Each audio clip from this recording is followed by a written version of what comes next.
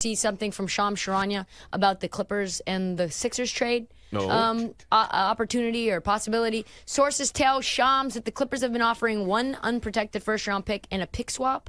The Sixers have been wanting Terrence Mann and multiple first-round picks. Get the hell out of here. Do it. Yeah. Daryl Morey's out of his damn mind. He's not going to get any more than that from the Clippers. That's a great offer. I would take that right now today. Today, son. I mean, you're not getting more than that. When you're down 17-0, why not run the football into 7 different Bears defenders? I kind of like it. You know? I hate this team. Fire Ron Rivera. Fire Jack Del Rio. Send everybody home. I'm done. Tank the rest of the season so we can get an offensive line and Caleb Williams, who, by the way, is from D.C. That would be nice. This team sucks. Drew Holiday, it's a great question. Like Drew Holiday in a vacuum, I love it. And so Marcus Smart, basically leader, respected guy, but did not get along. And this is pretty clear from the press conferences, but did not get along with Joe Mazzulla. It wasn't a good fit. The perspective in Boston is you get a bit of an upgrade from in Drew Holiday offensively. He's still great defensively. He's also well-respected. Guys around the league love him, but he's known to be easy to work with for coaches, right? He's not going to undermine you. There's a different kind of edge. It comes out on the floor, not in the locker room. So for Holiday as a player, and frankly as a guy who's going to make life a little easier on a head coach who's under a lot of pressure, I love it.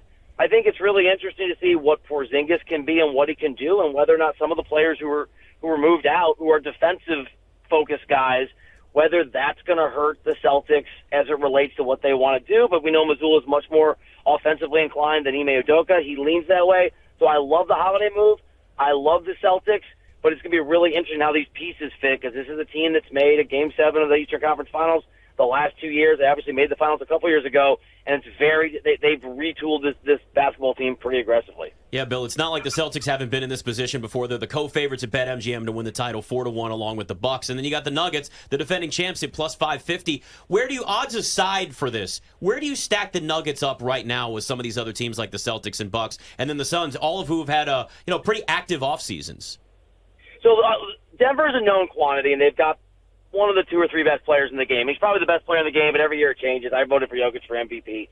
I think they're the best team of those 3 that you noted because of what we know. I think it's likely that in Boston or in Milwaukee, and maybe in both, I don't know, it's going to work really well, and they're going to actually be a little bit higher level. That obviously have to face them in the finals for that to matter in the playoffs. I love Denver, and I think there's a lot of question marks in the Western Conference that makes their road easier. I'm not as high on Phoenix as other people. I know they got some depth in that trade. John Morant's going to miss a huge chunk of the season. What is Memphis going to be? Your third best player here in L.A. with the Lakers is Austin Reeves. Not that that's the end of the world, but I'm not sure that it's a guarantee. And Anthony Humpty Dumpty Davis, I know he wants to play 82 games. I love it if the guy played 72 games. LeBron's amazing, but he's 105 years old. So you just you go through the Western Conference, there are potential challengers, but at least on paper, nobody to me is as sure a thing as the Denver Nuggets.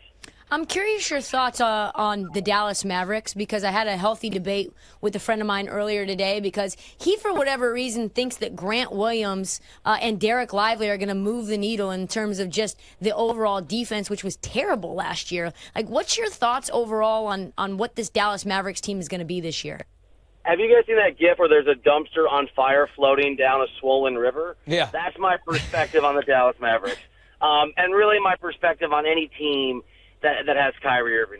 There is massive, massive, massive concern and worry that they are not going to capitalize on Luka Doncic's window. And while Luka hasn't made any suggestions he wants to leave Dallas, we saw this year, I think the moves that are going around the Eastern Conference and what's happening right now with forcing Harden to stay in Philly, it's all about the fear that Giannis will be the guy that won't stay, or Embiid will be the guy that gets unhappy and doesn't stay. And you talk to GMs around the NBA, there's a hope, right, if you're not the Dallas GM, that in a year or two, Doncic is going to be the guy who doesn't want to be there.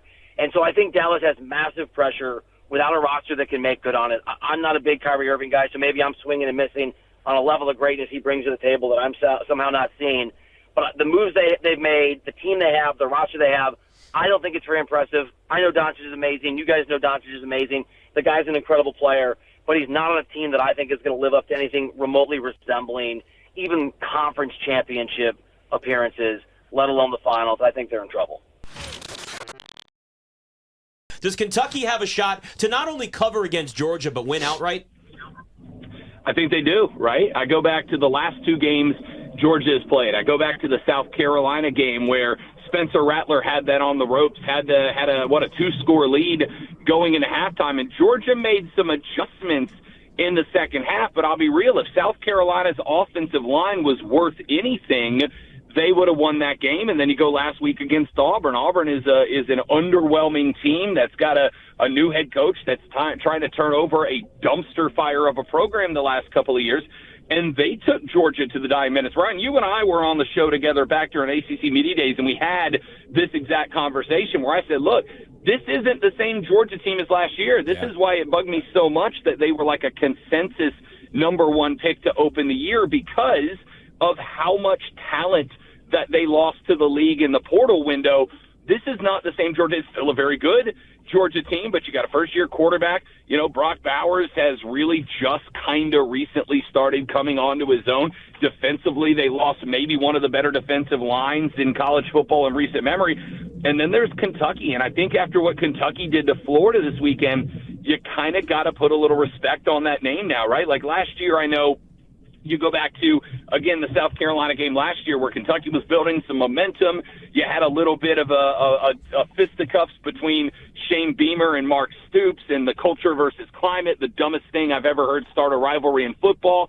And then South Carolina worked Kentucky last year, and everybody was kind of like over it, but that's a game they didn't have Will Levis. That was that first game that Will Levis missed because of that knee injury, and I think that game probably goes the other way if Will Levis plays last year. So I think that this is absolutely a very good Kentucky team. I think they deserve some respect. I think Georgia, just by way of having more talent and deeper talent, is probably still a favorite in this game, but I would not be afraid to play a Kentucky cover in this because offensively they've opened it up. Mark Stoops is a heck of a coach, and Georgia ain't the same Georgia that they were last year, guys, but they're still catching lines like they are. If you bet South Carolina, you won. If you bet Auburn, you won. And I'm going to follow that trend and jump in on Kentucky this weekend, too. What do you think about USC this weekend? 21.5-point favorites at home to Arizona. Now, I know Arizona stinks. Not a very good team. USC's at the crib. But USC defensively did not look good last week against Colorado. They've been giving up a ton of points. Arizona State covered against them. So what would you do there? I lost my metaphorical backside last weekend because I went USC to cover over Colorado, and then because, listen, I knew USC didn't have a defense. I just thought that they were just going to – neither does Colorado, and I thought they were just going to obliterate them. And they did until they didn't. But, listen, the flip side of that is we know Colorado's offense is good. Even without Travis Hunter, that is a good team. And Shedeur Sanders, by the way, who, as far as I've been able to tell, is – skyrocketing up draft boards at this point. He's getting all sorts of award watch lists that are starting to mention his name a lot. So I don't know that Arizona is going to be able to do offensively to SC what Colorado did, because as much as it has been interesting to watch the rise of Colorado and then back-to-back blowouts, this is still a pretty good Colorado team offensively. I don't know that Arizona can match what they did against USC. So I know what happened against Colorado last week scared a lot of people off the Trojans, but Caleb Williams is still Caleb Williams. I think they learned the lesson last week of even if we got 38 points at the half, we can't take the foot off the gas pedal, right? Like we know defensively if one team lights it up, we are susceptible to giving up 38 ourselves in a second half against any offense that's worth its weight in gold.